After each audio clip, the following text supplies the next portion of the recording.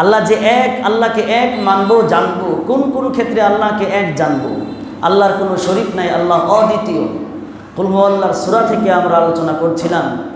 এই সূরার মধ্যে আল্লাহ রাব্বুল আলামিন একত্ববাদ, এটা হলো বাংলা, আরবি হলো তাওহীদ।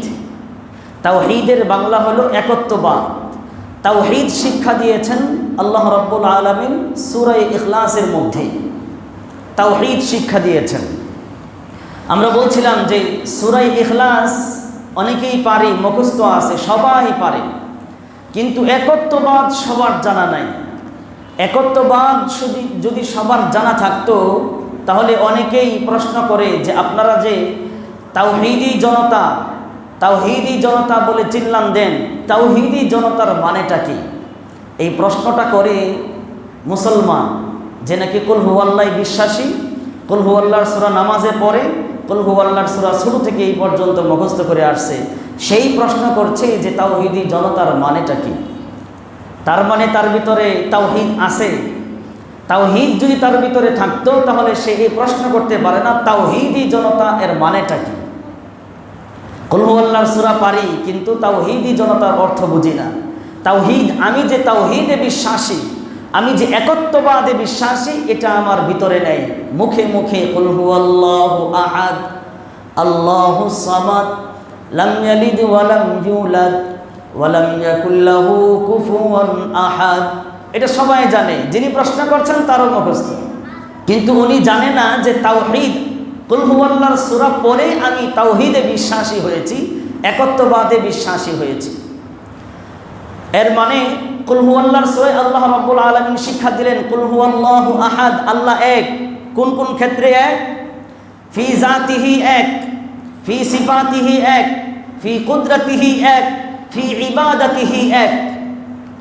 তিনি সত্তাগতভাবে এক, গুণগতভাবে এক, ক্ষমতায় তিনি এক, ইবাদত পাওয়ার উপযুক্ত তিনি এক। এই বিশ্বাস আমাকে রাখতে হবে, কুল হু আল্লাহর সূরা থেকে শিক্ষা নিতে হবে। প্রত্যেকটা জনগণের, মুসলমানের অন্তরে এই বিশ্বাস থাকতে হবে, সত্তায় তিনি এক, গুণে তিনি এক, ক্ষমতায় তিনি এক, উপাসনায় তিনি এক। তার উপাসনাতে, তার ইবাদতে কাউকে শামিল করা যাবে না, তার ক্ষমতায় কাউকে শামিল করা যাবে না, তার গুণে, তার সিফাতে কাউকে শামিল করা যাবে না, তার সত্তায় কাউকে শামিল করা যাবে না। আল্লাহ যা চান তাই করেন, তার ইচ্ছার বাইরে কেউ কিছু করতে পারে না। এই কথাগুলো অন্তরে ধারণ করে যেই জনগণ, ওই জনগণকে বলা হয় তাওহীদি জনতা। আর যারা প্রশ্ন করে, মুসলমান সাংবাদিক হইয়া নাম রাখছে মহিউদ্দিন, দিন জিন্দাকারী, হ্যাঁ, নিজেও নামের অর্থও জানে না। মহিউদ্দিন মানে হলো দিন জিন্দাকারী। দিন জিন্দাকারী একটা মানুষ যদি প্রশ্ন করে বোকার মতো তাওহীদি জনতার মানে কি, তাহলে সে কি তাওহীদবাদী না মুশরিকবাদী? সে তো মুশরিকবাদী, কারণ তাওহীদি জনতার মানেটা বোঝে না, সে নিজে তাওহীদি জনতার অন্তর্ভুক্ত না। এখানেও অনেকেই থাকতে পারেন তাওহীদি জনতার আপনারা বিরোধিতা করেন, তাওহীদি জনতার মানে বোঝেন না, না বুঝা বিরোধিতা করেন, কিন্তু জানা নাই বিরোধিতা আমার নিজের পক্ষেই যাচ্ছে, আমার নিজের বিরোধিতা আমি করছি। এজন্য তাওহীদি জনতার মানে কুল হু আল্লাহর সূরা যারা পড়ে সকলেরই জানা থাকা দরকার। সংক্ষিপ্তভাবে উত্তর হইল যে তাওহীদ বিশ্বাসী, একত্ববাদে বিশ্বাসী জনগণকে বলা হয় তাওহীদি জনতা। আর যারা নাকি বহু ঈশ্বরবাদী, বহু ঈশ্বরে বিশ্বাসী, বহু খুদায় বিশ্বাসী, তাদেরকে তাওহীদি জনতা বলা হয় না। যেমন আনিসুল হককে তাওহীদি জনতা বলা যায় না, কারণ সে দোয়া আল্লাহর কাছেও চায়, দোয়া আবার অন্য ধর্মের প্রতিমার কাছেও দোয়া চায়। তাহলে যিনি আনিসুল হক আল্লাহর কাছেও দোয়া চায়, অন্য মূর্তির কাছেও দোয়া চায়, এর ভিতরে তাওহীদ একত্ববাদ আছে না বহুত্ববাদ ঢুকে গেছে? বহু ঈশ্বরবাদ এর ভিতরে। তার মানে আল্লাহ যেমন ভালো করতে পারেন, নাউযুবিল্লাহি মিন জালিক, অন্যান্য উপাস্যরাও নাউযুবিল্লাহ এরকম ভালো করার ক্ষমতা রাখেন, নাউযুবিল্লাহি মিন জালিক। কাজেই তাওহীদি জনতার বিপক্ষে যারা, মুসলমান হইয়া নিজেকে মুসলমান, তাহাজ্জুদ গুজারি, হাজি পাজি দাবি করেন আর তাওহীদি জনতার বিরুদ্ধে আপনারা অবস্থান নেন, তাদেরকে জানতে হবে যে আল্লাহ রাব্বুল আলামিন এক বিশ্বাসী যারা, আল্লাহকে এক জানে যারা, তারাই তাওহীদি জনতার অন্তর্ভুক্ত। কাজে আমি যদি বিরোধিতা করি তাহলে তো আল্লাহকে আমি এক বলে জানি না, তাহলে তো আমি তাওহীদি জনতার অন্তর্ভুক্ত হতে পারি নাই।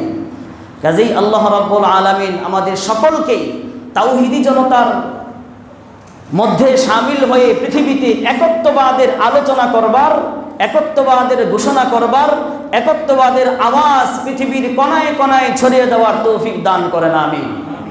টকশোতে বৈশা বৈশা একত্ববাদ তাওহীদি জনতার প্রশ্ন করেন।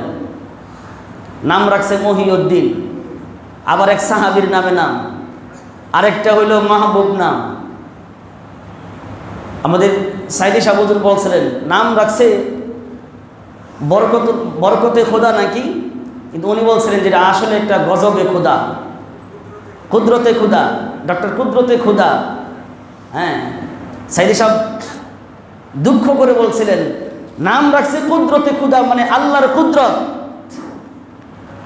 আর কাজ করে সব গজবে খোদা। তিনি উপাধি দিলেন গজবে খোদা, সমস্ত কাজ করে আল্লাহর বিরুদ্ধে, আল্লাহর বিরোধী কাজ করার কারণে সে নিজে আল্লাহর ক্রোধের শামিল হয় এবং জনগণকেও আল্লাহর ক্রোধের অন্তর্ভুক্ত করে। এরকম অনেক দেখবেন।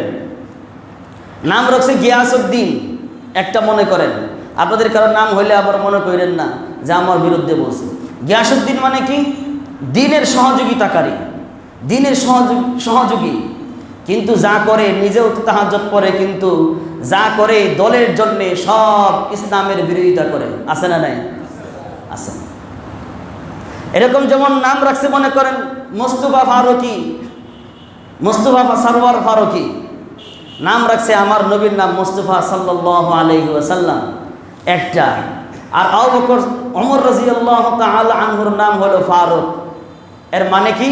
মানেটা হলো হক বাতিলের মাঝে ব্যবধানকারী, পার্থক্যকারী, কখনো বাতিলের পক্ষে নেবে না, সবসময় হকের মতো, হকের উপর ওমর রাদিয়াল্লাহু তাআলা আনহুর মতো অটল অবিচল থাকবে।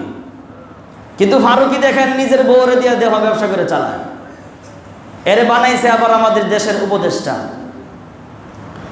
সারা দেশের সমস্ত মানুষ চাইতেছে এর এক উপদেষ্টা না বানাইতে। ডক্টর ইউনূস সাহেব বলছিলেন যে আমাদেরকে পরামর্শ দেবেন, পরামর্শ অনুযায়ী কাজ করব। এত মানুষ পরামর্শ দেওয়ার পরেও এখনো নামাইতে দেরি হইতেছে। কাজেই তাওহীদি জনতার আবেগ বুঝতে হবে, বাংলার মুসলমানের আবেগ বুঝতে হবে।